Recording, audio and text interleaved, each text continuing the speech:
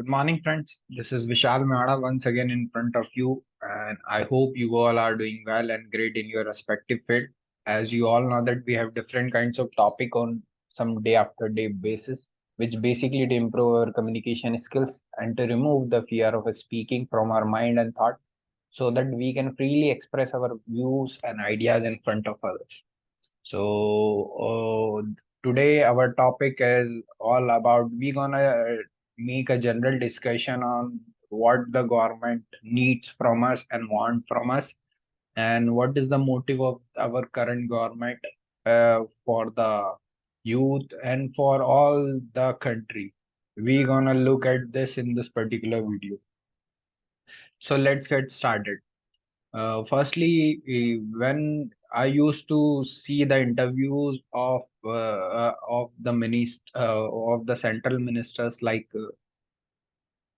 S. J. Shankar and Piyush Goyal and lots of ministers like, and when I used to search about their educational qualification, then I got totally surprised because as compared to the previous and yesterday days, when we look at the qualification of our current minister, then it's totally different. Some of are from the university topper, some of are from the foreign country, has performed a job, have done their job in foreign countries and now come back to India and become the India minister, then you can just assume their thought process and state of thinking about the country development and country growth.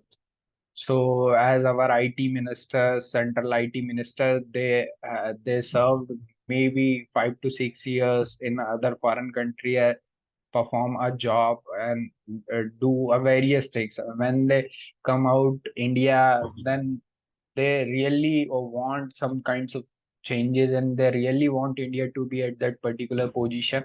That's why uh, they have uh, they have come into existence in our government. So firstly, it's totally make a difference when we have a thought on this, that what is our current minister qualifications as compared to the previous days. So maybe 20 to 30% of our doubt and thinking is totally get resolved when we try to analyze this. What next is, when we look at their I am going through a lots of interviews, so I got one realization. When we they used to talk, or then when they used to represent themselves, they just want, and their whole motive is to grow India, to do something that will really makes or help us to grow further, to improve in a very, very fast manner, because they have seen a lots of countries and other countries development also. So they also want India to be at that position. That's why they are having this mindset and state of thinking. And one of the most and important thing is our prime minister. He has a he has a vision. I don't know, but I think so. He has a vision that India must be at that particular, at should be renounced in top 5 countries of the world in terms of growth, in terms of technology, in term of capital, in term of everything, resources, maybe anything, because he is doing a lots of works. Because when all the ministers, I used to say this word, that the central power is making or giving us the instruction to do something better that haven't done yesterday or that haven't done before. You should have to be creative. Even the government and the ministers are become creative to introduce some kinds of creative thinking and creative things. Just like, let's take an example of Piyush Goyal. They have introduced an electric e-motor, and now I have visited Delhi.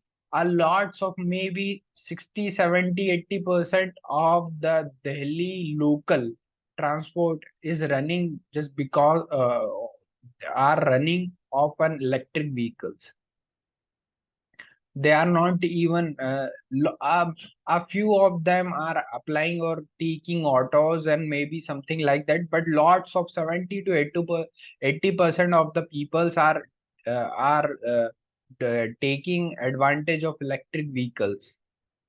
So this is the little of things of changes. They have made a huge vast of road construction. I'm not talking about their work and what they, I'm talking about their vision. So I, when I used to think, they all want to they also want from us to be creative.